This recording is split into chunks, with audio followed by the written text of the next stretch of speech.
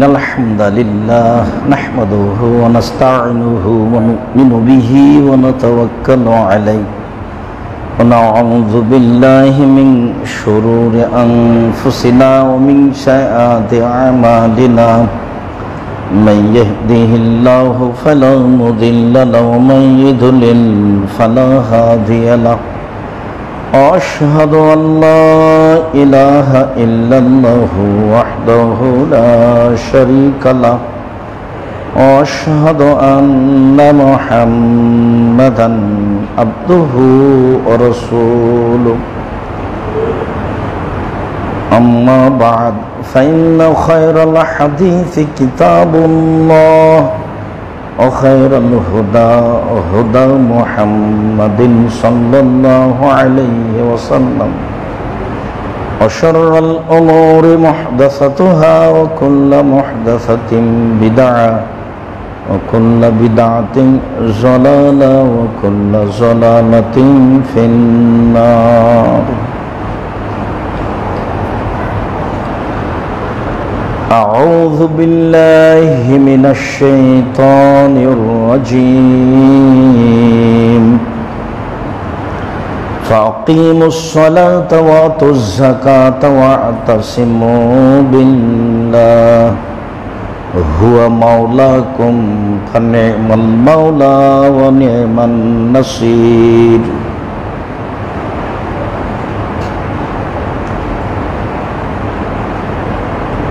عن عبد الله بن عمر رضي الله تعالى عنه قال قال رسول الله صلى الله عليه وسلم صلاة الجماعة تفضل بصلاة الفرد ب27 درجة رواه البخاري ومسلم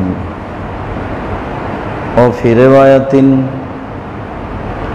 ب25 درجة رواه البخاري ومسلم. عن أبي هريرة رضي الله تعالى عنه قال قال رسول الله صلى الله عليه وسلم الذي نفس بيده لقد هممت أن أأمر بحطب فيهتب وأأمر بالصلاة فيؤذن لها ثم أأمر رجلا فيؤم الناس ثم أخالف إلى رجال فلا يشهدون فأحرق عليهم بيوتهم رواه البخاري ومسلم. عن أبي هريرة رضي الله تعالى عنه قال أتى النبي صلى الله عليه وسلم رجل أعمى فسأل يا رسول الله إنه ليس لقائد يقودني إلى المسجد فسأل النبي صلى الله عليه وسلم أن يرخص له فيصلي في بيته فرخص له فلما ولى دعاه فقال هل تسمع النداء قال نعم قال فأجب رواه البخاري ومسلم. সম্মানিত মসজিদের মুসল্লি, প্রশংসা আল্লাহর জন্য, শান্তি অবতীর্ণ হোক আল্লাহ রাসূলের উপর সাল্লাল্লাহু আলাইহি ওয়াসাল্লাম। আপনারা অবগত আছেন আমরা 2020 সালের করোনা ভাইরাসকে লক্ষ্য করে জামিয়া সালাফিয়া ডাঙ্গিপাড়া পোয়া রাজশাহীর বাইতুল হাম জামে মসজিদে পবিত্রতাকে সামনে রেখে ধারাবাহিকভাবে বক্তব্য দিয়ে আসছিলাম। সেই ধারাবাহিকতা বজায় রাখতে গিয়ে আজকের আলোচনা জামাতবদ্ধ সালাত, জামাতে সালাত আদায় করা সম্পর্কে গুরুত্বপূর্ণ সংক্ষিপ্ত তথ্যবহল বিবরণের চেষ্টা করব ইনশাআল্লাহ। আমরা অতীতের বিবরণের দুই একটা কথা বলতে গিয়ে বলতে পারি যে করোনা ভাইরাসকে লক্ষ্য করে আমরা যা করছি এর চেয়ে রাসূল সাল্লাল্লাহু আলাইহি সাল্লাম যা বলেছেন সেই পথ অবলম্বন করলে সবচেয়ে ভালো হবে বলে আমরা বিস্তারিত বিবরণে পেশ করেছি।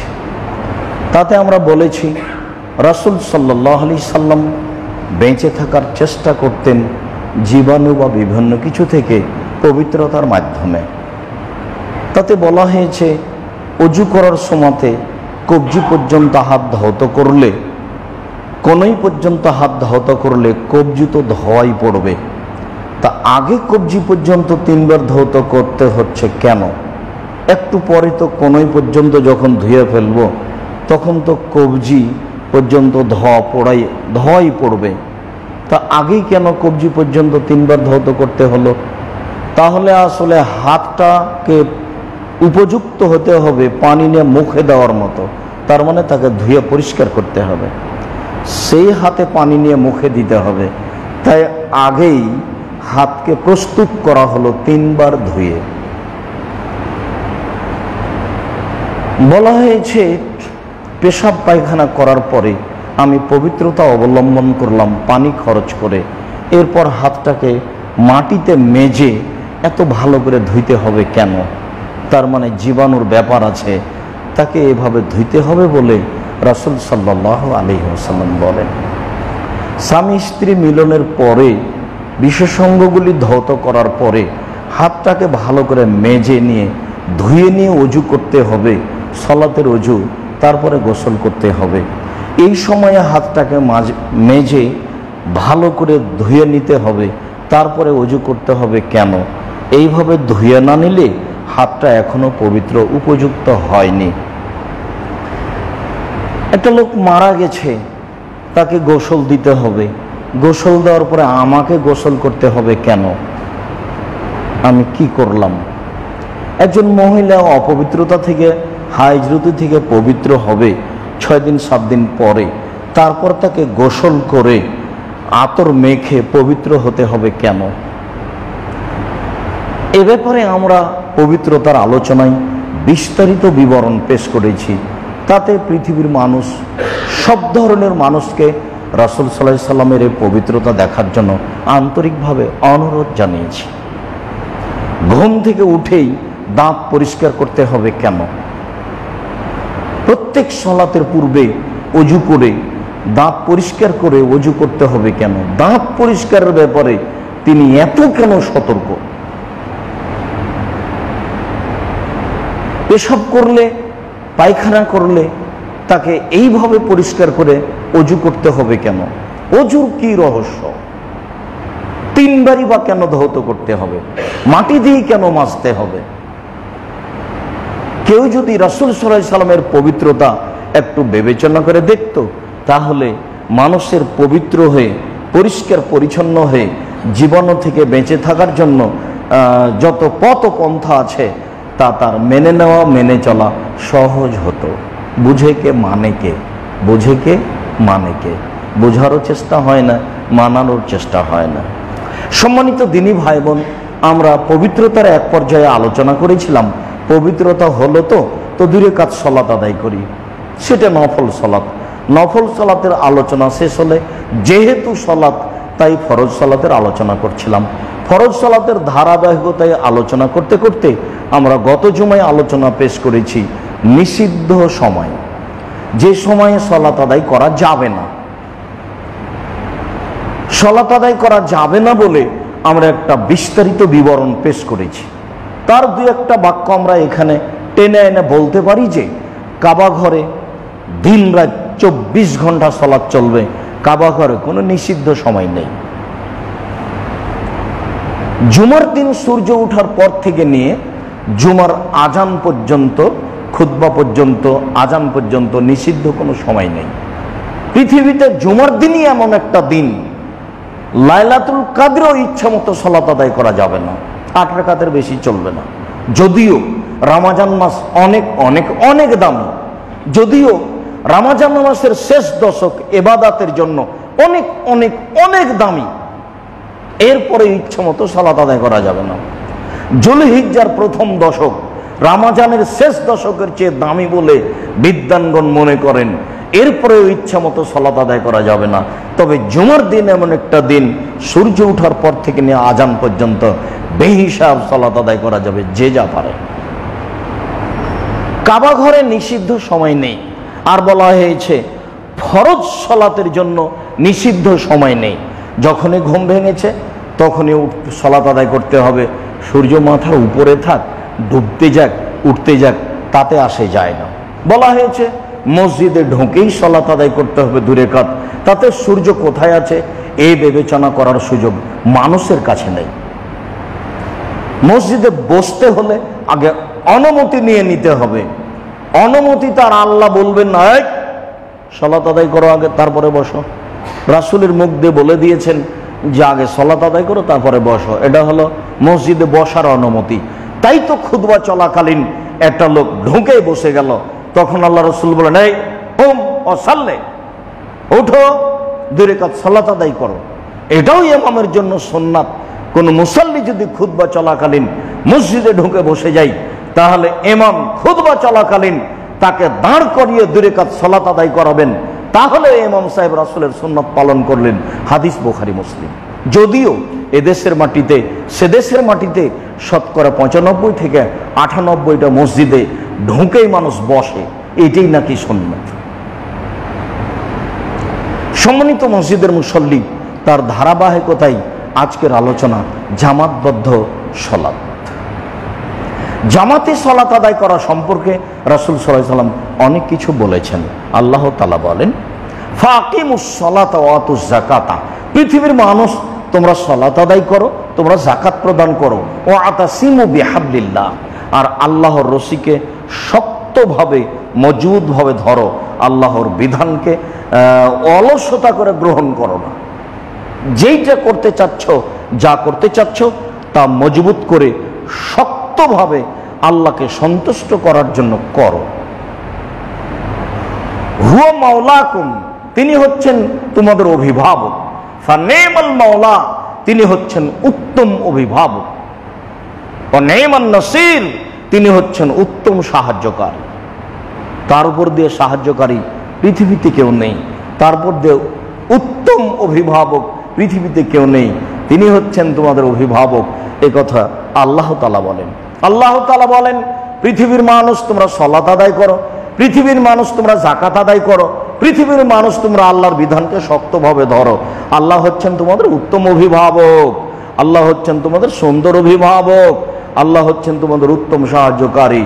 এ কথা আল্লাহ তাআলা বলেন। সম্মানিত দিনী ভাই বোন,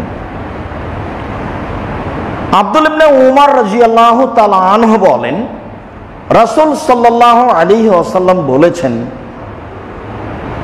সালাতুল জামাআতে তাফজুলু বিসালাতিল ফরদে, জামাতবদ্ধ সালাত আদায় করলে একা সালাত আদায় করার চেয়ে উত্তম হবে 27 দারাজা, 27 গুণ বেশি।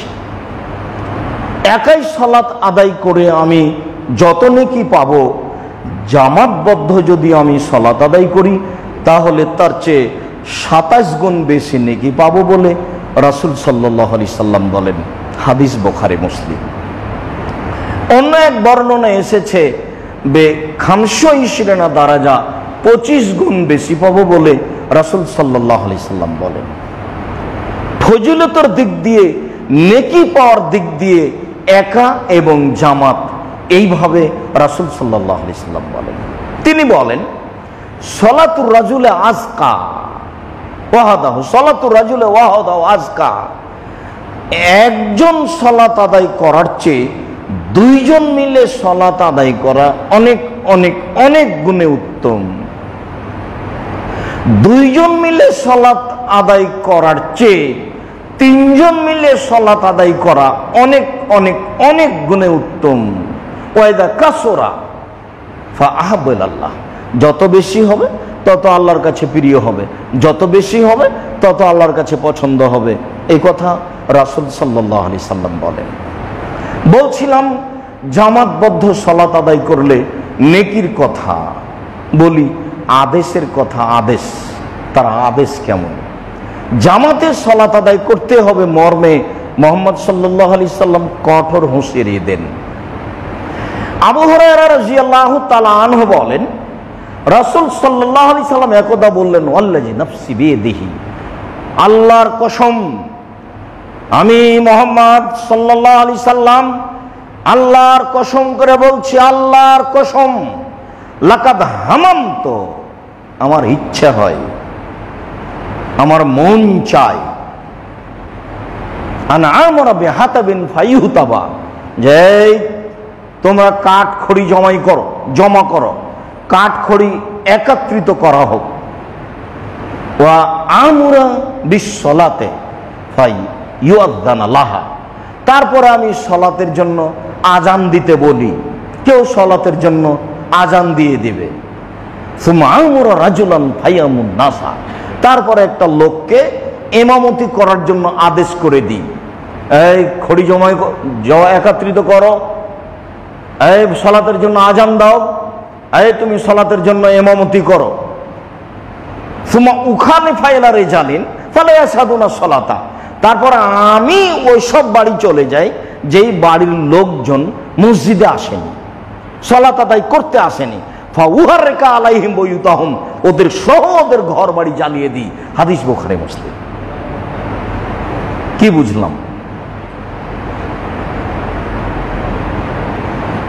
আল্লাহর কসম, আমার ইচ্ছা হয়, মুহাম্মদ সাল্লাল্লাহু আলাইহি সাল্লাম বলছেন পৃথিবীর সবচেয়ে সম্মানী দামি মানুষ, আল্লাহর কসম আমার ইচ্ছা হয় আমি খড়ি একত্রিত করতে বলি, আমি সলাতের জন্য আজান দিতে বলি, আমি সলাতের জন্য ইমামতি একজনকে করতে বলি, তারপরে আমি চলে যাই ওই সব বাড়িগুলিতে যেসব বাড়ির লোকজন মসজিদে আসেনি, আমি ওদের বাড়ি ওদের সহ জ্বালিয়ে দিই। এটা তো সাধারণ কথা হলো না, হাদিস তো বুখারী মুসলিম।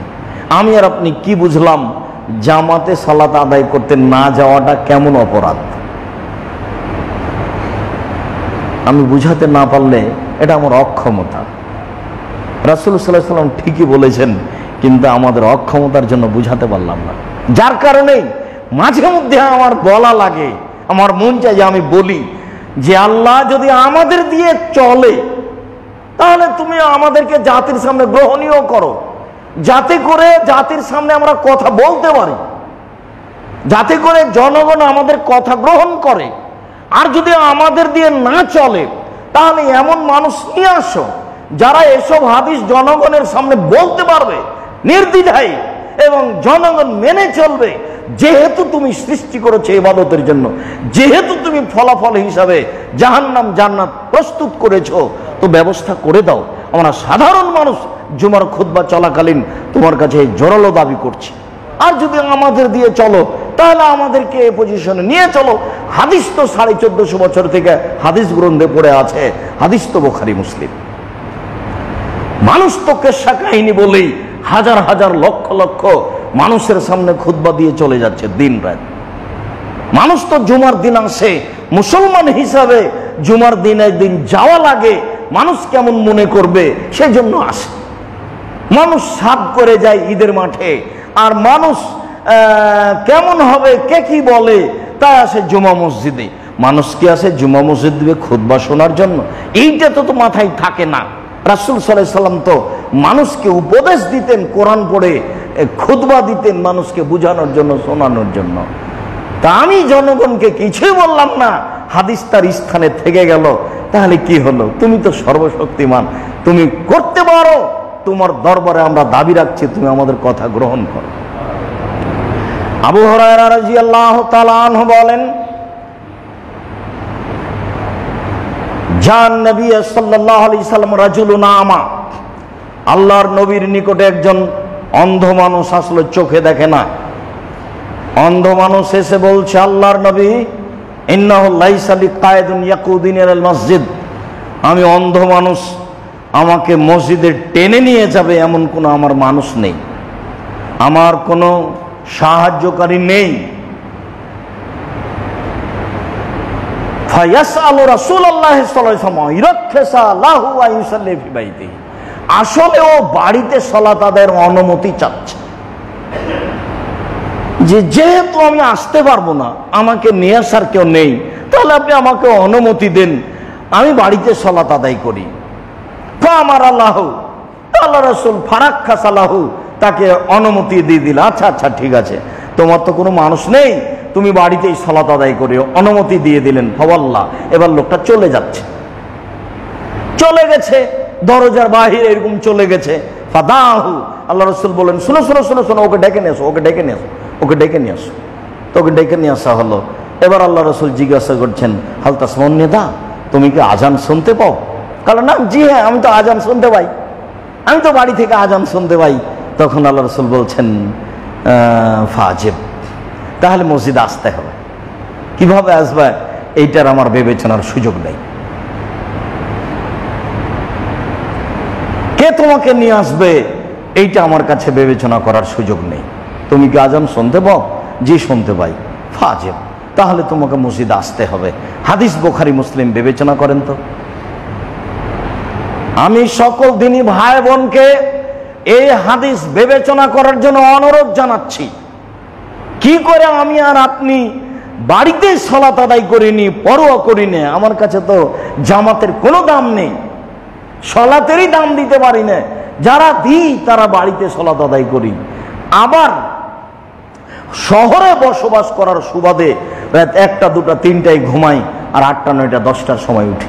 ধর্ম পাগল হয়ে যায়নি, কারো চরিত্রের সাথে ধর্ম মিল খায় না। ধর্ম একজনের নীতিতে চলে, যার নাম মুহাম্মদ সাল্লাল্লাহু আলাইহি ওয়াসাল্লাম। কারো কর্ম, কারো স্বাদ, কারো মনোভাব, কারো আকাঙ্ক্ষা ইসলাম গ্রহণ করে না। ওর নিজস্ব একটা নীতি আছে, ওই নীতির উপরেই চলবে কিয়ামত পর্যন্ত। মানুষ মানুষ মানুক আর না মানুক, ওর জন্য জাহান্নাম জান্নাত প্রস্তুত আছে। অন্ধ মানুষ অনুমতি পেল না বাড়িতে সালাত আদায় করার। বোঝা যাচ্ছে সবকিছু আল্লাহ রাসূলের একসাথে জানা থাকে না। প্রথমবারে তিনি বললেন ঠিক আছে যাও, তারপর যখন চলে গেল তখন ডেকে নিয়ে এসে বলছেন, আজান শুনতে পাও? প্রথমেই বলতে পারতেন আজান শুনতে পাও।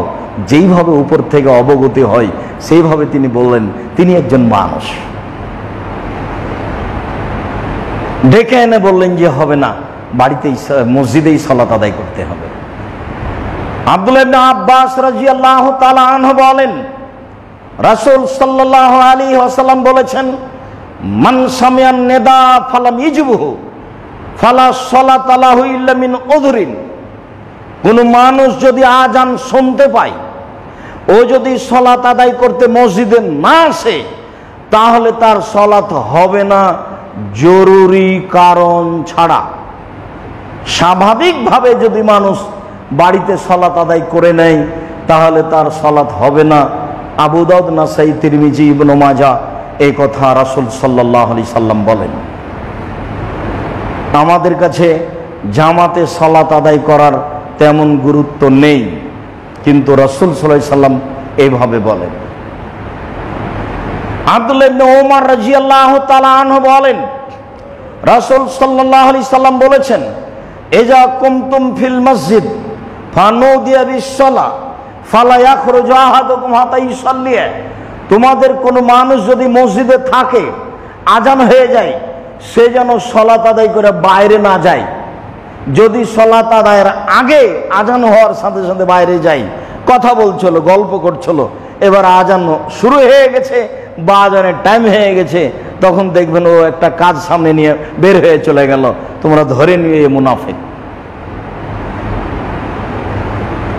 দেখবেন স্বাভাবিক বৈশিষ্ট্যে আজানের আগে সরে যাওয়ার, কেটে যাওয়ার পদ্ধতি প্রস্তুতি নেই, বা আজান হবে বা হচ্ছে এরকম সময়ে মসজিদ থেকে বের হওয়ার প্রস্তুতি নেই। রাসূল সাল্লাল্লাহু আলাইহি সাল্লাম বলছে মুনাফিক। বলছিলাম জামাতবদ্ধ সালাত আদায়ের জন্য রাসূল সাল্লাল্লাহু আলাইহি সাল্লাম এভাবে বলেন, জামাতবদ্ধ সালাত আদায় করতে হবে, এইটা জরুরি। এ কথাই ঠিক যে জামাতবদ্ধ সালাত আদায় করতে হবে, মসজিদে আসতে হবে, নেকি বেশি পাওয়া যাবে। এমন কি কোনো কারণ আছে যার কারণে মসজিদে না আসলেও চলবে? আছে, এমন কিছু কারণ আছে যে কারণে মসজিদে না আসলেও চলবে, তবে জামাতবদ্ধ সালাত আদায় করতে হবে, পৃথিবীর যেখানেই থাক না কেন। আবু দারদা রাদিয়াল্লাহু তাআলা আনহু বলেন, রাসূল সাল্লাল্লাহু আলাইহি ওয়াসাল্লাম বলেছেন, মা মিন সালাসাতিন ফি কারিয়াতিন ওয়ালা বাদবিন। যে কোনো গ্রামে, যে কোনো মাঠে, মাঠে ঘাটে, গ্রামে গঞ্জে, যে কোনো স্থানে, যে কোনো গ্রামে, যে কোনো মাঠে তিনজন একসাথে আছে। ওয়ালা ইউকামু ফীহিমিস সালাহ, তারা জামাতে সালাত আদায় করে না, ইল্লা কাদ ইস্তাহওয়াজা আলাইহি শয়তান, তাহলে বুঝতে হবে শয়তান তাদের উপরে জয়ী হয়েছে, তারা শয়তানের কথা অনুযায়ী চলছে, তাহলে বুঝতে হবে শয়তান তাদের উপরে জয়ী হয়েছে। রাসূল সাল্লাল্লাহু আলাইহি সাল্লাম বলেন, ইন্নামা ইয়াকুলু যিবু ওয়াল তাসিয়া, যে একাই থাকে তাকে শয়তান বাঘ ধরে খেয়ে নেয়। যদিও এই হাদিসের শেষ বাক্যটাই অনেকে বলতে চেয়েছে জামাতবদ্ধ জীবনযাপন করতে হবে। জামাতবদ্ধ জীবনযাপন বলতে আমি আর আপনি যেটা বুঝেছি সেটা নয়। জামাতবদ্ধ জীবনযাপন বলতে হকের উপরে থাকা একজন হলে।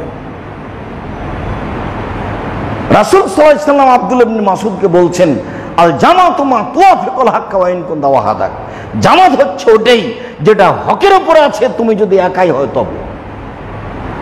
আল্লাহ তাআলা ইব্রাহিম আলাইহিস সালামকে বলছেন একাই এক জামাত, অথচ একটাই মানুষ। হকের উপরে থাকাটাই হচ্ছে জামাত।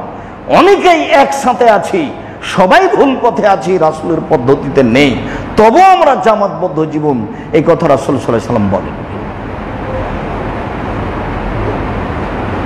ইয়াদুল্লাহ আলাল জামা, আল্লাহর হাত জামাতের উপরে আছে, এই কথা ঠিক নয়, এ হাদিস গ্রহণীয় নয়। আর এইখানে যেটা বলা হয়েছে সেটা হচ্ছে জামাতবদ্ধ সালাত আদায় করতে হবে, এইটা জরুরি। সে মাঠে থাক আর বাড়িতে থাক আর পৃথিবীর যেখানেই থাক, তিনজন যদি থাকে, দুইজন যদি থাকে, তাহলে আজান দিয়ে ইকামত দিয়ে একসাথে সালাত আদায় করতে হবে। যদি মসজিদে যাওয়ার কোনো পরিবেশ না থাকে, তাহলে আহাল পরিবার ছেলে মেয়ে নিয়ে জামাতে সালাত আদায় করার চেষ্টা করতে হবে। ইচ্ছা মতো ও এক ঘরে এ এক ঘরে সালাত আদায় করে নিল, এইটা রাসূল সাল্লাল্লাহু আলাইহি ওয়াসাল্লামের পদ্ধতি নয়। রাসূল সাল্লাল্লাহু আলাইহি ওয়াসাল্লাম এক বাড়িতে গেলেন, গিয়ে বলছেন, তুমি যে আমাকে বলতে গেছিলা যে আমার বাড়িতে একটু 2 রাকাত সালাত আদায় করে দিবেন, আপনি গিয়ে একটা সালাতের জায়গা নির্ধারণ করে দিবেন। আল্লাহ রাসূল গেলেন, তখন সকাল 8টা-9টা এরকম সময়। তো তারা বলছে আগে একটু নাস্তা পানি করেন। তখন আল্লাহ রাসূল বলছেন, না না না না, সেই জায়গাটা কোথায়? আইনা তুরিদান তুসাল্লি, তুমি কোথায় চাচ্ছ সালাত আদায় করার, সেই জায়গা আগে দেখাও। তো বললো যে এই জায়গাটাই। আল্লাহ রাসূল আগে দাঁড়ালেন, আমি আর আমার ছোট ভাই পিছে দাঁড়ালাম, আর আমার দাদি আমাদের পিছনে একাই দাঁড়ালেন। তার মানে মহিলাদের জামাত পুরুষের সাথে হবে না, একাই হলেও। মা হলেও সাথে দাঁড়াতে পাবে না, স্ত্রী হলেও সাথে দাঁড়াতে পাবে না, পৃথিবীর কোনো মানুষের সাথে কোনো মহিলা একসাথে দাঁড়াতে পাবে না। তার প্রমাণে বুখারী মুসলিমের এই হাদিস। সম্মানিত দিনী ভাই বোন, আমি অত্র হাদিস বুখারী মুসলিম থেকে পেশ করে যেটা বলতে চেয়েছি সেটা হলো রাসূল নফল সালাত বাড়িতে গিয়ে একটা জায়গা নির্ধারণ করে জামাতবদ্ধ করছে। এই কোথায় সালাত আদায় করতে হবে? আগে খাওয়া দাওয়া করেন না, আগে কাজ। অত্র বুখারী মুসলিমের হাদিসে বোঝা যাচ্ছে কাজ আগে, খাওয়া পরে, নাস্তা পানি পরে। যে কারণে আপনার বাড়িতে আমি গেছি সেটা আগে হতে হবে, তারপরে খাওয়া। কাজের দাম সবসময় রাসূল সাল্লাল্লাহু আলাইহি ওয়াসাল্লামের কাছে আগে, কাজ আগে, খাওয়া পরে। যদিও সালাতের ব্যাপারে কিছু নিয়ম নেমে আসছে যে এই সময়ে মানুষ জামাতে না গেলেও চলে, তার 2-1টা দেখা যাচ্ছে।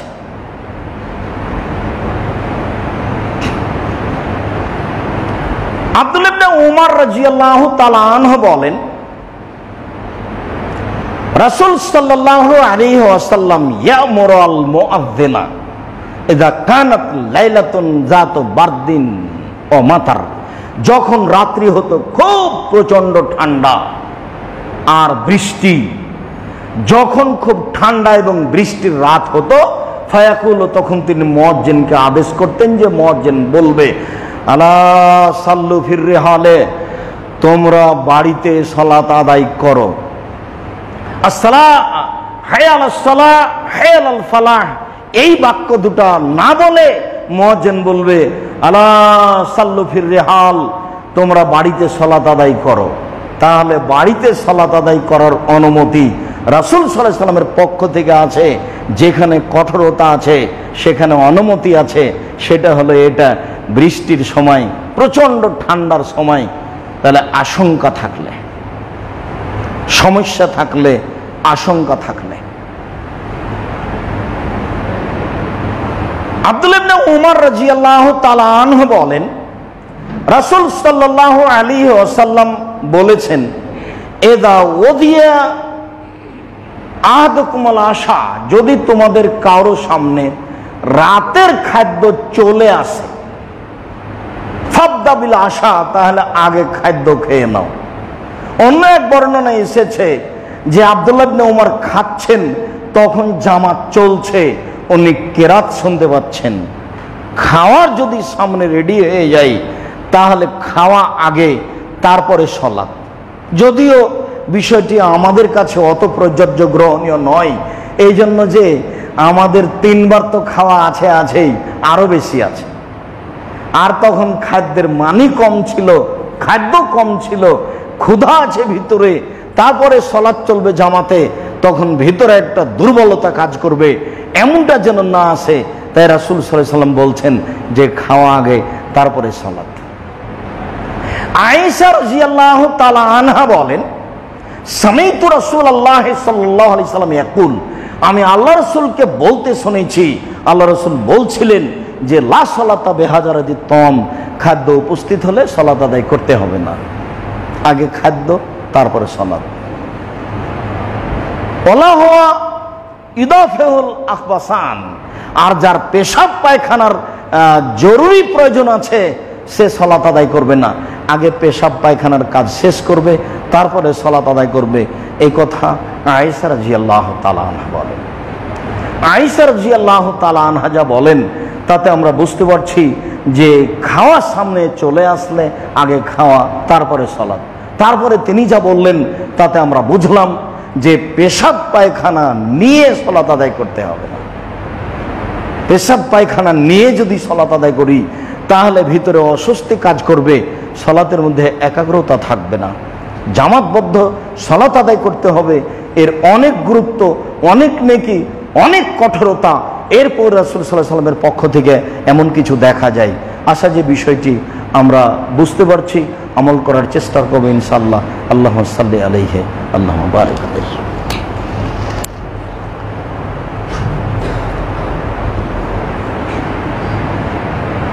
আলহামদুলিল্লাহ ওয়াহদা ওয়াসসালাতু ওয়াসসালামু আলা মান লা নাবিয়্যা বা'দা। আবু হুরায়রা রাদিয়াল্লাহু তাআলা আনহু বলেন, রাসূল সাল্লাল্লাহু আলাইহি সাল্লাম বলেছেন, ইযা উকিমাতিস সালাত ফালা সালাতা ইল্লাল মাকতুবা, যদি কোনো সালাতের ইকামত দেওয়া হয় তাহলে তখন আর কোনো সালাত চলবে না। যেই সালাতের ইকামত দেওয়া হচ্ছে জামাতের, সেটা আপনারটা ছেড়ে দিয়ে সেইটা আরম্ভ করতে হবে। যদিও মাযহাব মানার কারণে বহু মানুষ ফজরের সালাতে দেখা যাচ্ছে ওইদিকে জামাত চলছে, আরো বা বারান্দার বাহিরে যে কোনো স্থানে সালাত আদায় করছে, এমন অনুমতি রাসূল সাল্লাল্লাহু আলাইহি ওয়াসাল্লামের পক্ষ থেকে নেই। একটা লোক ফজরের সালাতের পরে ফজরের সুন্নাত পড়ছে, যেটা ছুটে গেছে, তখন আল্লাহ রাসূল বলছেন যে সালাতুল ফজরের রাকাতান, সালাতুল ফজরের রাকাতান, ফজরের সালাত 2 রাকাত, ফজরের সালাত 2 রাকাত, ফজরের সালাত 2 রাকাত।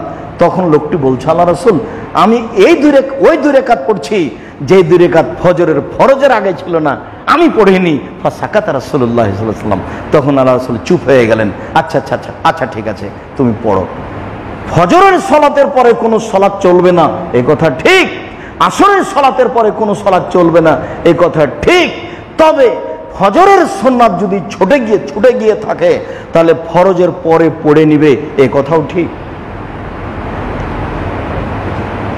ফজরের সুন্নাত যদি ছুটে গিয়ে থাকে তাহলে ফরজের পরে সুন্নাত পড়ে নিবে এ কথাও ঠিক। হাদিস সহিহ, হাদিস মানতে শিখতে হবে। এমনি মানুষের কথা দিয়ে জীবন কাটিয়ে দেওয়া ঠিক হবে না। রাসূল সাল্লাল্লাহু আলাইহি সাল্লাম এভাবে বলছিলাম যখন ফরজ সালাতের ইকামত দেওয়া হবে তখন আর কোনো সালাত চলবে না, একমাত্র ফরজ সালাতই আদায় করতে হবে। নিজেরটা ছেড়ে দিয়ে ফরজ সালাত ইকামত শুরু হয়ে গেছে, সেখানে গিয়ে সালাত আরম্ভ করতে হবে। আগে দাঁড়িয়ে যাওয়া, পরে ইকামত, এটা চলবে না। দাঁড়িয়ে রেডি হয়ে যাওয়ার পরে একামত দিচ্ছে, তো একামত কি করবেন? এখন তো একামত ঠান্ডা হয়ে গেছে। একামত মানে মুসল্লিরা দাঁড়াবে, যখন মুসল্লিরা দাঁড়িয়ে যাবে, একামত চলছে, একামত শেষ হয়ে যাবে, তখন আল্লাহর নবী মুসল্লিদের সামনাসামনি হয়ে, মুখামুখি হয়ে কাতারবদ্ধ সারিবদ্ধ হয়ে দাঁড়াতে বলতেন। তো যখন সারিবদ্ধ হয়ে মানুষ দাঁড়িয়ে গেল, একামত হয়ে গেছে, তখন ইমামকে মুসল্লির মুখামুখি হয়ে বলতে হবে, প্রাচীরের মতো দাঁড়ান, পায়ে পা মিলিয়ে দাঁড়ান, কাঁধে কাঁধ মিলিয়ে দাঁড়ান, ফাঁকা বন্ধ করুন, আমি শয়তানকে দেখতে পাচ্ছি ছাগলের বাচ্চার মতো তোমাদের দুইজনের ফাঁকা দিয়ে ঢুকে যাচ্ছে। এমন একদিন জীবনে পার হয়নি এটা না বলে তিনি সালাত শুরু করে দিয়েছেন। যদিও আমরা হাজারো মসজিদে, প্রায় মসজিদে দেখতে পাচ্ছি যে একামত চলছে আর উনি ওইদিকে মুখ করে আছেন। যখন কাতকামাতি সাল্লাহ বা এরকম পর্যায়ে পৌঁছেছেন, পাগড়িও পেঁচাচ্ছেন, ওদিকে মুসল্লির সাথে কোনো কথা নেই, একামত শেষ হতে না হতে আল্লাহু আকবার। ওইভাবেই চলছে, ওইভাবেই গড়ে উঠেছে। রাসূল সাল্লাল্লাহু আলাইহি ওয়াসাল্লামের পদ্ধতিটা নয়। যখন ফরজ সালাতের একামত দেওয়া হবে তখন আর কোনো সালাত চলবে না। আমাকে তো মসজিদে যেতে হবেই, মহিলাদেরকে মসজিদে যেতে হবে, রাসূল সাল্লাল্লাহু আলাইহি ওয়াসাল্লামের জরুরি আদেশ। তবে কোনটা জরুরি, কোনটা ভালো, কোনটা উত্তম বিবরণে আমাদের কাছে স্পষ্ট হয়ে যাবে বলে আশাবাদী। আব্দুল্লাহ ইবনে উমর রাদিয়াল্লাহু তাআলা আনহু বলেন, রাসূল সাল্লাল্লাহু আলাইহি ওয়াসাল্লাম বলেছেন, ইন্নাল মারাতা ইজাস্তাজানাত ফালা ইয়ামনাউহা, ইন্নাল মারাতা ইজাস্তাজানাত আল মাসাজিদা ফালা ইয়ামনাউহা। কোন মহিলা যদি মসজিদে সালাত আদায় করতে যেতে চায়, তাহলে তার স্বামী, তার কেউ যেন তাকে মসজিদে যেতে বাধা না দেয়। এ কথা রাসূল সাল্লাল্লাহু আলাইহি সাল্লাম বলেন, হাদিস বুখারী মুসলিম। আব্দুল্লাহ ইবনে উমর রাদিয়াল্লাহু তাআলা আনহু বলেন, রাসূল সাল্লাল্লাহু আলাইহি সাল্লাম বলেছেন, লা তামনাউ নিসা আল মাসাজিদা, তোমরা মহিলাদেরকে মসজিদে যেতে নিষেধ করো না। খায়রুল লাহুন্না বুয়ুতুহুন্না, তবে বাড়ি তাদের যে উত্তম, তবে বাড়ি তাদের জন্য উত্তম। একই হাদিস, হাদিস বুখারী মুসলিম। তোমরা মহিলাদেরকে মসজিদে যেতে নিষেধ করো না, তবে বাড়ি তাদের জন্য উত্তম। আব্দুল্লাহ ইবনে উমর রাদিয়াল্লাহু তাআলা আনহু বলেন, রাসূল সাল্লাল্লাহু আলাইহি ওয়াসাল্লাম বলেছেন, লা তামনাউ নিসা আল মাসাজিদা হুজুজাহুন্না, মহিলাদের যে মসজিদে যাওয়ার একটা হক, অধিকার রয়েছে, অংশ রয়েছে, সেটা থেকে তোমরা তাদেরকে বাধা দিও না, তোমরা তাদেরকে মসজিদে যেতে দাও। রাসূল সাল্লাল্লাহু আলাইহি সাল্লাম এই কথা বলেন। আবু হুরায়রা রাদিয়াল্লাহু তাআলা আনহু বলেন, রাসূল সাল্লাল্লাহু আলাইহি ওয়াসাল্লাম বলেছেন, খায়রুস সুফুফির রিজালে আউয়ালুহা ওয়া শাররুহা আখিরুহা, পুরুষের কাতার প্রথমটা সবচেয়ে উত্তম আর শেষেরটা সবচেয়ে খারাপ। ওয়া খায়রুস সুফুফিন নিসায়ে আখিরুহা ওয়া শাররুহা আউয়ালুহা, আর মহিলাদের প্রথম কাতারটা সবচেয়ে খারাপ আর শেষেরটা সবচেয়ে ভালো। হাদিস বুখারী মুসলিম। বলেন তো এর রহস্য কি? রাসূল সাল্লাল্লাহু আলাইহি সাল্লাম বললেন, শোনো, পুরুষদের প্রথম কাতার সবচেয়ে উত্তম আর ওদের শেষ কাতার সবচেয়ে খারাপ। মহিলাদের প্রথম কাতার মহিলাদের শেষ কাতার সবচেয়ে উত্তম আর প্রথম কাতার সবচেয়ে খারাপ। কেন? পুরুষের কাতার যখন শেষ হবে তখন মহিলাদের কাতার শুরু হবে। ওদের যদি একটু চুরিও বেজে উঠে তখন আপনার সালাতের স্বাভাবিক ব্যাঘাত ঘটতে পারে। মসজিদে আসবে এ কথা ঠিক, মসজিদে উপস্থিত হতো মহিলারা। কত হাদিস রাসূল সাল্লাল্লাহু আলাইহি সাল্লাম সারিবদ্ধ হয়ে দাঁড়ানোর বিষয়টি এইভাবে বললেন। তাহলে ওই মসজিদে পুরুষের কাতার শেষ হলেই মহিলারা দাঁড়াতো, যা অত্র হাদিসে স্পষ্ট বোঝা যায়। আনাস রাদিয়াল্লাহু তাআলা আনহু বলেন, কানান নবী সাল্লাল্লাহু আলাইহি ওয়াসাল্লাম ইয়াউম লা ইয়াসমাউ বুকা সাবিয়ে, আল্লাহ রাসূল ইমামতি করতেন, করতে করতে বাচ্চার কান্না শুনতে পাচ্ছেন। তো ফায়ুখাফফা মাখাফাতান তুফতানু উম্মুহু, তার মা বিপদে পড়ে যাক এটা যেন না হয়, তাই তিনি লম্বা কেরাত করছিলেন। যেমন বাচ্চার কান্না শুনতে পেলেন তখন কেরাতটা হালকা করে দিলেন, তাড়াহুড়া করে এখন সালাম ফিরে দিবেন, যাতে করে মা বাচ্চা নিয়ে বিপদে না পড়ে। হাদিস বুখারী মুসলিম। এইসব হাদিসগুলি দিয়ে আমি দেখাচ্ছি মহিলাদের মসজিদে আসা, বিশেষভাবে জুমার দিন আসা উত্তম, তবে 5 ওয়াক্ত সালাত বাড়িতে উত্তম। আব্দুল্লাহ ইবনে উমর রাদিয়াল্লাহু তাআলা আনহু বলেন, রাসূল সাল্লাল্লাহু আলাইহি সাল্লাম বলেছেন, লা ইয়ামনা আন্না রাজুলুন আহলাহু আন ইয়াতুল মাসাজিদা, কোন মানুষ যেন তার স্ত্রীকে মসজিদে আসতে নিষেধ না করে, কোন মানুষ যেন তার স্ত্রীকে মসজিদে আসতে নিষেধ না করে। তখন বেলাল ইবনে আব্দুল্লাহ ইবনে উমর বলছেন, উমর রাদিয়াল্লাহু তাআলা আনহুর নাতি আব্দুল্লাহ ইবনে উমরের ছেলে বেলাল বলতে ওই বেলাল হাবশী নয় যিনি আজান দিতেন, এই বেলাল হচ্ছেন উমর রাদিয়াল্লাহু তাআলা আনহুর ছেলের ছেলে। তো বেলাল রাদিয়াল্লাহু তাআলা আনহু বলছেন ইন্নামা নামনাহুন্না, আমি মহিলাদেরকে মসজিদে আসতে নিষেধ করব। তখন কাল আব্দুল্লাহ ইবনে উমর বলছেন, ওয়াহাদাসান রাসূলুল্লাহ সাল্লাল্লাহু আলাইহি সাল্লাম ওয়া তাকুলু হাজা, আমি বলছি আল্লাহর নবী মহিলাদেরকে মসজিদে আসতে বলেছেন আর তুমি নিষেধ করো, মানে আমি বলছি আল্লাহ রাসূলের কথা আর তুমি বলছো তোমার কথা। ফামা কাল্লামু হাত্তা মাতা, সেদিন থেকে আব্দুল্লাহ ইবনে উমর তার ছেলের সাথে মরা পর্যন্ত কথা বলেননি। হাদিস মুসলিম। কি বুঝালাম? ছেলে বলছে স্ত্রীকে মসজিদে যেতে দিব না, তখন আব্দুল্লাহ ইবনে উমর বলছেন, আমি বলছি নবী বলেছেন আর তুমি বলছো আমি বলেছি। আমি বলছি নবী বলেছেন মসজিদে যেতে আর তুমি বলছো আমি যেতে দেব না, তোমার সাথে আমি কথাই বলবো না, এটা শরীয়তের ব্যাপার, তোমার সাথে আমার কোনো কথাই নেই। মরা পর্যন্ত আব্দুল্লাহ ইবনে উমর ছেলের সাথে আর কোনোদিন কথা বলেননি। ইবনে আব্বাস রাদিয়াল্লাহু তাআলা আনহু বলেন, রাসূল সাল্লাল্লাহু আলাইহি ওয়াসাল্লাম বলেছেন, সালাতুল মারআতি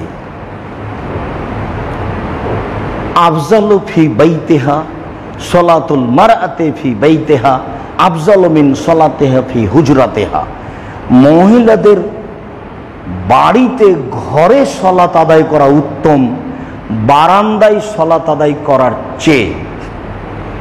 ওয়া সালাতুহা ফি মাখদাইহা আফজালু মিন সালাতিহা মিন বাইতিহা, মহিলাদের ঘরে সালাত আদায় করার চেয়ে ঘরের মধ্যে একটা ছোট ঘেরা জায়গায় সালাত আদায় করা উত্তম। এবার এ হাদিস সহিহ। মহিলাদের সালাত বারান্দার চেয়ে ঘরে উত্তম, ঘরের মধ্যে একটা ছোট ঘরে উত্তম স্বাভাবিক ঘরের চেয়ে। আরেকটা উম্মু আতিয়া রাদিয়াল্লাহু তাআলা আনহা বলেন, উমিরনা নুখরিজাল হুইয়াজা জাওয়াতিল খুদুরে ইলাল মুসাল্লা, আল্লাহর নবী আমাদেরকে ঋতুবতী মহিলাদেরকে যুবতী মেয়েদেরকে জোরালোভাবে আদেশ করেছেন যে সকলকে ঈদের মাঠে যেতে হবে। ইয়াসাদনাল জামাতাল মুসলিমিনা দাওয়াতাহুম, তারা মুসলমানদের জামাতে উপস্থিত হবে, তারা মুসলমানদের বক্তব্যে ইমাম বক্তব্য দিবেন, সেই বক্তব্য শোনার জন্য উপস্থিত হবে। এই ঘোষণা যখন রাসূল সাল্লাল্লাহু আলাইহি ওয়াসাল্লাম দিলেন, আমরা বললাম আল্লাহ রাসূল ইহদানা লাইসা লাহা মিন জিলবাব, আমাদের কিছু কিছু মহিলা আছে যার চাদর নাই, যেই চাদর গায়ে মসজিদে যেতে পারে। তখন আল্লাহর নবী বললেন, লিতুলবিসা মিন সাহিবাতিহা মিন জিলবাবা মিন জিলবাবিহা, অবশ্যই সে যেন তার বোনকে চাদর দিয়ে দেয়, সে আর একজনের চাদর নিয়ে ঈদের মাঠে যাবে। হাদিস বুখারী মুসলিম।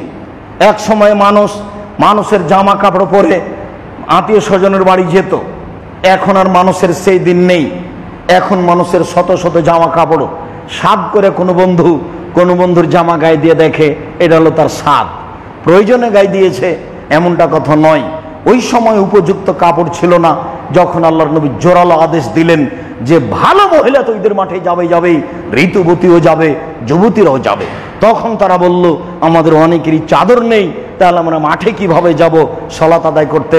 তখন আল্লাহ রাসূল বললেন যে তাহলে আর একজন তাকে পরাবে, মানে কাপড় ধার নিয়ে ঈদের মাঠে যেতে হবে। হাদিস বুখারী মুসলিম। এবার সব হাদিসের সমন্বয় কি হবে?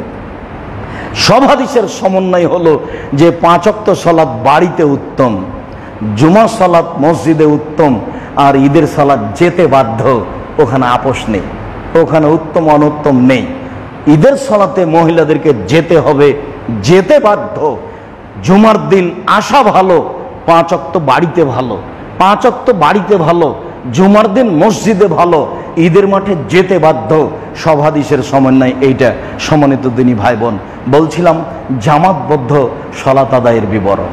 তাতে বলছিলাম মহিলাদেরকেও মসজিদে আসতে হবে। রাসূলের যুগে মহিলারা মসজিদে যেত, বিভিন্ন কারণে জামাতবদ্ধ নেকি পাওয়ার আশায়। সাথে সাথে বিভিন্ন সময় মসজিদে দিন ধর্মের আলোচনা হয়ে থাকে, বিশেষভাবে জুমা সালাতের আলোচনা হয়ে থাকে। এক সময়ে এই ঢাকা শহরে কোনো মাঝাবি মসজিদে মহিলাদের দেখা যেত না। এখন প্রায় 13, 14, 15টা, আরও তার চেয়ে বেশি মসজিদে মহিলাদেরকেও দেখা যায়। এক সময়ে তাদের মসজিদে ঢোকা মানে মসজিদ অপবিত্র হয়ে যাবে, এখন সেটা কেটে গেছে। হয়তো বিবরণ মানুষ যদি আরো শক্তভাবে জাতির সামনে পেশ করতে পারে, তাহলে রাসূল সাল্লাল্লাহু আলাইহি ওয়াসাল্লামের সব কথাগুলি জাতির সামনে আসবে, জাতি তখন সহজে বিচার করতে পারবে যে কি আমাদের করা লাগবে। কিন্তু তাদের সামনে আমরা পেশই করলাম না, তারা যেভাবে জানলো মানুষের মুখে সেভাবে দুনিয়া থেকে চলে গেল, বিবেচনা করার সুযোগ হলো না যে আসলে রাসূল বলেছেন কিনা। রাসূল সাল্লাল্লাহু আলাইহি সাল্লাম মসজিদের ব্যাপারে, 5 ওয়াক্ত সালাতের ব্যাপারে, জুমার ব্যাপারে, ঈদের সালাতের ব্যাপারে এইভাবে বলেছেন। বিষয় যে আমরা জামাতবদ্ধ সালাত আদায় করার বিষয়টি বুঝতে পেরেছি। সম্মানিত দিনী ভাই বোন, এই পর্যন্ত বলে আমি আপনাদেরকে অনুরোধ জানাচ্ছি, ইবাদতের জগতে সবচেয়ে ভিন্ন ধরনের বিরল ব্যতিক্রম ইবাদত যে সালাত, যার ব্যাপারে কোনো আপোষ নেই। মানুষের জীবনে সবচেয়ে গুরুত্বপূর্ণ, জরুরি, পৃথিবীতে মানুষের জীবনে এর চেয়ে কোনো জরুরি কাজ নাই, সেটা হলো সালাত। আমি যেটুকু বুঝেছি কোরআন হাদিস ভাঙাচোরা, তাতে আমি হিসাব জাতির সামনে পেশ করছি এইভাবে যে মানুষের জীবনে সালাতের চেয়ে জরুরি আর কোন কাজ পৃথিবীতে আছে, এইটা কোরআন হাদিসের হিসাবে আসে না। তারপরে পরে যেটা বলেছি সেটা হলো মানুষের জীবনে জরুরি কাজ হচ্ছে হালাল রুজি উপার্জন করা, মানুষের জীবনে জরুরি কাজ হচ্ছে কোরআন তেলাওয়াত করা, মানুষের জীবনে জরুরি কাজ হচ্ছে যেখানে দুইজন বসে গল্প করছে সেখানে না বসা, সেখানে বসলে ফেঁসে যাবে, যা ইবাদত বন্দেগী করেছে সব হারিয়ে যাবে, মানে বৈঠকটা বদনাম দিয়ে ঘেরা।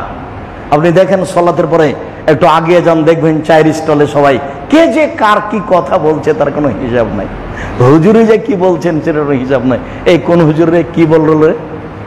সম্মানিত দিনী ভাই বোন, আমি অনুরোধ জানাচ্ছি, আমি আব্দুর রাজ্জাক বিন ইউসুফ বিগত 90 সাল থেকে জাতির সামনে কথা বলছি।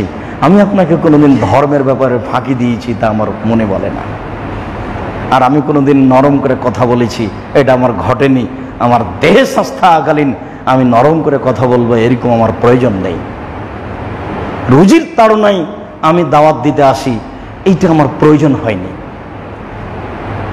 দাওয়াতি কাজ জিম্মেদারি বলে দাওয়াত দিতে আসি, এটা আমি ভেবেছি রাসূল সাল্লাল্লাহু আলাইহি ওয়াসাল্লামের পদ্ধতিতেই দাওয়াত দেওয়ার চেষ্টা করবে। যা খাতাবা, যখন আল্লাহ রাসূল বক্তব্য দিতেন, ওহামারা তাই না হু, দুই চোখ লাল হয়ে যেত, ওস্তাদা গেজাবহু, রাগ তার বেশি হয়ে যেত, ওয়ালা সৌতহু, কণ্ঠ তার উঁচু হয়ে যেত, কান্ন মনজুরে যায়, যেন তিনি সৈন্য দলকে ধমক দেখাচ্ছেন, এই করতে হবে সেই করতে হবে। এটা ছিল তার বক্তব্যের গতি। হাদিস বুখারী মুসলিম। আমি অনুবাদ করলাম, এই অনুবাদ জাতি বিবেচনা করুক, তাই বলেছি কণ্ঠস্বরে বক্তব্য জায়েজ হবে না। হাজারো হুজুর দিক কণ্ঠস্বরে জায়েজ বলে, আমি আব্দুর রাজ্জাক বিন ইউসুফ আমার দেহ সংস্থাকালীন তা বলবো না। এই হাদিসের অর্থ আমাকে বুঝিয়ে দিতে হবে, তারপরে আপনি একটা এরকম বক্তব্য দিয়ে দিবেন। আবু হুরায়রা রাদিয়াল্লাহু তাআলা আনহু বলেন, রাসূল সাল্লাল্লাহু আলাইহি ওয়াসাল্লাম বলেছেন যে তোমরা বক্তব্য দিবা যখন তখন কণ্ঠস্বরে দাও, তাহলে তো হয়ে গেল। তাহলে তো এত কিছু বলার থাকে না। রাসূল সাল্লাল্লাহু আলাইহি ওয়াসাল্লাম বক্তব্যের এটা গতি। রুজির হিসাব করে আলেম ওলামাকে দিন প্রচার করতে হবে এমনটা রাসূল সাল্লাল্লাহু আলাইহি ওয়াসাল্লাম বলেননি। রুজি তো পৃথিবী সৃষ্টির 50,000 বছর আগে নির্ধারিত হয়েছে। আমি করোনায় মারা যাব কি না এটা আমার নির্ধারণ হয়েছে পৃথিবী সৃষ্টির 50,000 বছর পূর্বে। পৃথিবী সৃষ্টির 50,000 বছর পূর্বে, আদমকে সৃষ্টি করার 50,000 বছর পূর্বে আমার নির্ধারণ হয়েছে আমি করোনায় মারা যাব কিনা। পৃথিবীর কোনো মাধ্যম করোনা ঠেকাতে পারবে না। পৃথিবীর কোনো মাধ্যম সেদিন যদি লিখা হয়ে থাকে। তবে একটা মাধ্যম আছে, দোয়া করলে তাকদির পরিবর্তন হয়ে যায়। লা ইয়ারুদ্দুল কাজা ইল্লা তাকদির ইল্লা দোয়া। মানুষের ভাগ্য পরিবর্তন হয়ে যায় দোয়ার মাধ্যমে। বলছিলাম সম্মানিত দিনী ভাই বোন, ইবাদতের জগতে সবচেয়ে গুরুত্বপূর্ণ ইবাদত সালাত।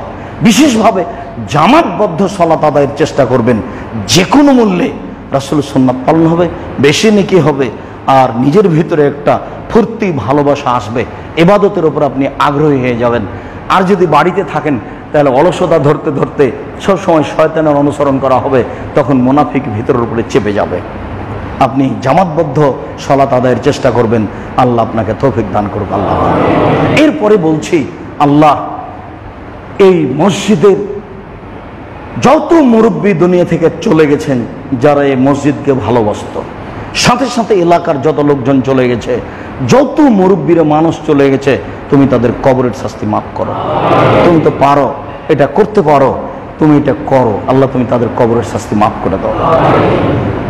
যারা বাড়িতেও হাসপাতালে অসুস্থ আছে, তুমি তাদের আরোগ্য দান করো। বলছি আল্লাহ, আমি একজন সাধারণ খাকসার মানুষ, দিন রাত বলছি, কোনো সময় আপনি আমার কথাকে ভারী মনে করবেন না। আপনি আমার খুব কাছের মানুষ। কোনো কথা যদি আপনি আপত্তিকর মনে করেন আমাকে না বলেই, তাহলে আমি কষ্ট পাবো। আমার মনে বড় সাধ, আমি এদেশের মাটিতে উন্নত মানের প্রতিষ্ঠান গড়বই গড়ব ইনশাল্লাহ, সেটাই জামিয়া সালাফিয়া। যে কোনো মূল্যে আমার হাতে টাকা না, এ কথা সত্য, জামিয়া সালাফে গড়বে এ কথা সত্য, ইনশাল্লাহ গড়বেই গড়বে। আমি একজন ফকির মানুষ, ভিক্ষা চাই, এ কথাই সত্য। এরপরও জামিয়া সালাফিয়া তৈরি হবে এ কথা সত্য, ইনশাল্লাহ হবেই হবে। কয়দিন পরে আপনার জামিয়া সালাফিয়া রূপগঞ্জ নারায়ণগঞ্জ ঢাকা যেটা, সে প্রতিষ্ঠানটা গড়বে প্রায় 50 বিঘা জমির উপরে। শতাব্দীর পর শতাব্দী যারা সঠিক আকদের মানুষ, তারা এই জামিয়া সালাফিয়া ভোগ করবে। তারা দিন সেখানে প্রচার করবে, প্রচারের ব্যবস্থা করবে। বিশাল ভূখণ্ডের উপরে এই জামিয়া সালাফিয়া, প্রায় 24 থেকে 25 বিঘা জমির উপরে জামিয়া সালাফিয়া ডাঙ্গিপাড়া পবা রাজশাহী। বাইতুল হাম জামি মসজিদ জামিয়া সালাফিয়া ডাঙ্গিপাড়া যেটা, সেটা এখন 3 তলার কাজ আরম্ভ হয়েছে। আর যেটা জামিয়া সালাফিয়া রূপগঞ্জ নারায়ণগঞ্জ ঢাকা, এটার জমি বরাদ্দ হতে এখনো কিছু বাকি আছে। এই মসজিদ তৈরি হবে প্রায় 200 শতক জমির উপরে ইনশাআল্লাহ, যেখানে 10,000 মুসল্লি একসাথে সালাত আদায় করতে পারবে। আপনি চিন্তা করিয়েন না যেটা হবে কিভাবে। এইটা যখন আমিও ভোগ করি না, আপনাকে ভোগ করতে আমি নিষেধ করছি যে কেমনে হবে। কেমনে হবে বললে তো তাহলে আল্লাহর শক্তিকে খাটো করা হলো। কেমনে হবে এই কথা বলতে হবে না, বলতে হবে আল্লাহ তুমি ব্যবস্থা করো। আমার কাছে কিছুই নাই, তবু আমি বলছি। এক মাসে প্রায় 20 লক্ষ বেতন লাগে। এক মাসের বেতন যদি আমি রেডি করি, তাহলে আমার বাকি জীবন কাজ করতে হবে মরা পর্যন্ত, তাহলে এক মাসের হবে। তারপরে তো আমি বলছি যে ব্যবস্থা আল্লাহ করে দিল, হচ্ছে তো। 3,850 জন ছেলে মেয়ে, 500 জন অসহায়, 200 জন এতিম, তার তো আহার হচ্ছে, তারা তো আছে, পড়াশোনা করছে। কাজে নিরাশার কিছু নেই। আমার অনুরোধ রক্ষা করবেন, আমার বিনীত অনুরোধ। কোনো সময় আমার কথাকে খাটো চোখে দেখবেন না, আর একটু খালি বলবেন আল্লাহ তুমি জামিয়া সালাফিয়া কবুল করো। আমি আপনাকে টাকা দিতে বাধ্য করিনি, তবে আমি আপনাকে বলতে চাই যে আপনার টাকা ছাড়াই জামিয়া সালাফিয়া গড়ে উঠুক, এটা আমি চাই না। আপনারও 10 টাকা সেখানে থাক। 10 টাকা মানে 10 টাকা কথা নয়, 10 টাকা মানে 10 লক্ষ টাকা, 10,000 টাকা, এটা থাক। এটা আমার ওই কাম থেকে ইচ্ছা। কেন? এই সঠিক আকীদার প্রতিষ্ঠানের ব্যাপারে আমার একটা জোরালো দাবি থাকে। পতিতালয়ের মহিলা যদি কুকুরকে পানি পান করে জান্নাত পেতে পারে, আমি এই সঠিক আকীদার প্রতিষ্ঠানে 10টা টাকা দান করলে আমারও জান্নাত হতে পারে। তার রহমতের অভাব নেই। আমি পরকাল রাসায়ে দানটা করেছি, পথ খোলা থাকলো জাতির সামনে। জাতি যদি একটু সংকীর্ণ না হয়ে একটু প্রশস্ত হয়, মনটা বড় করে, তাহলে জান্নাতের পথ খুলে যাবে। ইবাদতের জগতে সবচেয়ে দামি ইবাদত দান। আপনাদের সঠিক পথের জায়গায় এগুলি। সম্মানিত দিনী ভাই বোন, একটু অন্তর থেকে জামিয়া সালাফের জন্য দোয়া করবেন। আল্লাহ যেন জামিয়া সালাফেকে কবুল করেন। ওর অন্তর্গত যত প্রতিষ্ঠান আছে, জামিয়া সালাফে অন্তর্গত বড় প্রতিষ্ঠান আছে আপনার মাসিকাল ইতেশাম পত্রিকা। প্রত্যেকটা ভাই, আমি যখন বলি তখন 10 টাকা হোক 20 টাকা হোক, বের হওয়ার সময় একটা পত্রিকা নিয়ে যাবেন হাতে করে। 20 টাকাতে আপনার কত ক্ষতি হতে পারে। ও 10 টাকা নেই আর 20 টাকা নেই, একটা পত্রিকা নিয়ে যাবেন। আপনার বোনের জন্য একটা নিয়ে যাবেন। এতে জামিয়া সালাফে কত উপকৃত হবে সেটা আপনাকে হিসাব দিতে আমি পারি না। 10 জন খালি মুফতি আছে, বড় বড় এদেশের আলেম ওলামা, যারা 30,000 করে মাসে বেতন। 10 জন খালি মুফতি আছে মাসিকাল ইতেশামের পিছনে। 15-16 জন কর্মচারী আছে। ওর পিছনে একটা প্রেস আছে, ওর পিছনে আরো কত কি আছে। জামিয়া সালাফের অধীনে আছে অনলাইন আল ইতেশাম টিভি। জামিয়া সালাফের পিছনে আছে অসহায় মানুষের পিছনে দাঁড়ানো, যার জন্য আছে এখন ফ্রি অক্সিজেন বিতরণ। যে এর জন্য দোয়া করবেন না তো কোথায় দোয়া করবেন? নিজের জন্য করেন, জাতির জন্য করেন, যা আহলে হাদিসের জন্য করেন। বিশেষভাবে বলেন, আল্লাহ তুমি আমাদের এই দেশকে করোনা মুক্ত করো। করোনা মুক্তকে আমরা বালা বলছি। রাসূল সাল্লাল্লাহু আলাইহি সাল্লাম বলেছেন, আল্লাহ তুমি বালাকে দূরে করে দাও। যে এলাকাতে মানুষজন থাকে না সে এলাকাতে তুমি বালা মুসিবত নিয়ে যাও। আমরা অন্তর থেকে জুমার খুতবার সময় তোমাকে বলছি, করোনার মতো বালা মুসিবত বিপদকে তুমি আমাদের থেকে দূরে করে দাও। দেশকে, জাতিকে, জনগণকে তুমি করোনা মুক্ত করো। তুমি সবকিছু করতে পারো। ইন্নাকা আলা কুল্লি শাইইন কাদির। তুমি ক্ষমতাধর, ফাআলুল লিমা ইউরিদ। তুমি যা ইচ্ছা তাই করতে পারো। জুমার খুতবায় তোমার দরবারে জোরালোভাবে জানাচ্ছি, তুমি আমাদের এই কথা কবুল করো। তুমি আমাদের এই দেশকে করোনা মুক্ত করো। আল্লাহুম্মা আমিন। আল্লাহ, যারা আমাদের মারা গেছে তুমি তাদের কবরের শাস্তি মাফ করো। আমরা যারা অসুস্থ তুমি তাদের আরোগ্য দান করো। আমরা যারা বেঁচে আছি তুমি তাদেরকে তোমার রাসূলের পদ্ধতি অনুযায়ী চলার তৌফিক দান করো। এই দাবি, এই দাওয়া, এই দোয়া তোমার দরবারে রেখে আজকের জুমার খুতবা এখানে শেষ করলাম। সাল্লাল্লাহু আলাইহি ওয়াসাল্লাম।